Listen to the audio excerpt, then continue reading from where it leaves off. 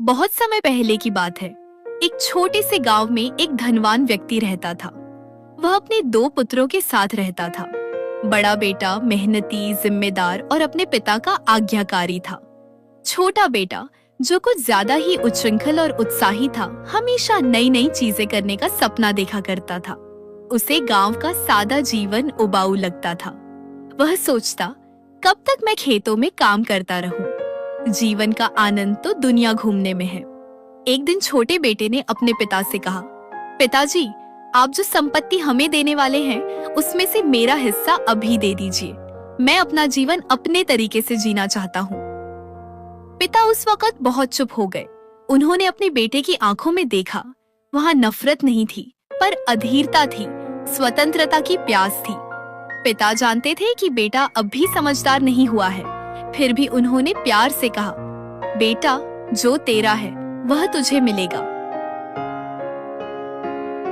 और फिर उन्होंने अपनी संपत्ति दो हिस्सों में बांट दी। बड़े बेटे को एक हिस्सा और छोटे बेटे को उसका हिस्सा। कुछ ही दिनों में छोटा बेटा अपना हिस्सा लेकर दूर देश की ओर निकल पड़ा। उसने सोचा, अब मैं आजाद हूँ, अब कोई मुझे नहीं रोकेगा। शुरुआत में सब कुछ बहुत अच्छा लगा। वह शानदार कपड़े पहनता, महंगे भोजों में जाता, नाच गाना करता और नई नई जगह घूमता।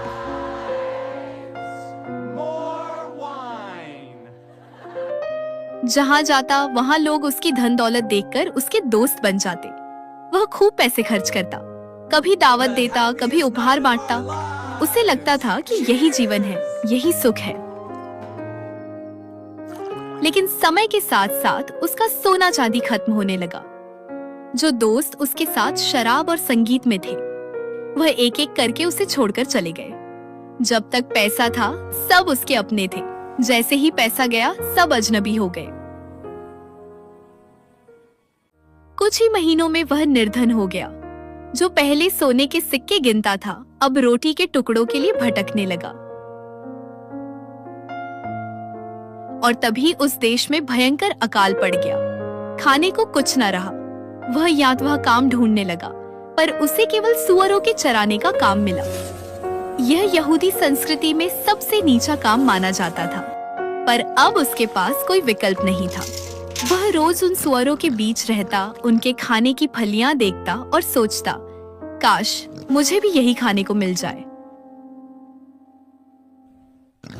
पर कोई उसे कुछ नहीं देता था। उसका शरीर कमजोर हो गया, कपड़े फट गए और आत्मा टूटने लगी। एक दिन जब वह खेत में बैठा था और भूख से कांप रहा था, उसने आकाश की ओर देखा और आंसू बहा दिए। उसे अपने पिता का घर याद आया। वहाँ कितने नौकर हैं जो रोज भरपेट भोजन करते हैं, और यहाँ वह खुद भूख से मर रहा है। वह सोचने लगा, मैंने अपने पिता के प्रति और स्वर्ग के प्रति बहुत बड़ा अपराध किया है। मैं अब उनका पुत्र कहलाने योग्य नहीं रहा। फिर भी अगर मैं लौट जाऊं और कहूं, पिताजी, मुझे अपना नौकर बना लीजिए, शायद वे मुझे स्वीकार कर ले। यह सोचकर उसने अपना सिर झुकाया, कमजोर शरीर को संभाला और घर की ओर चल पड़ा। हर कदम पर उसका दिल डर से कांप रहा था। पता नहीं पिता क्या कहेंगे, क्या वे माफ करेंगे? उधर पिता हर दिन अपने घर के आंगन में बैठकर दूर क्षितिज की ओर देखते रहते थे। उन्हें विश्वास था कि एक दिन उनका बेटा लौटेगा। वह बूढ़े हो चुके थे, पर दिल में बेटे के लिए प्रेम अब भी उतना ही गहरा था। एक दिन उन्होंने दूर से किसी को देखा, फटे कपड़े, थका हुआ चेहरा, लेकिन चाल कुछ जानी पहचानी थी। उनका दिल धक धक करने लगा। उन्होंने पुकारा, क्या वो मेरा बेटा है? जैसे ही पहचान हुई, वे दौड़ पड़े, बिना कुछ सोचे, बिना कोई सवाल किए।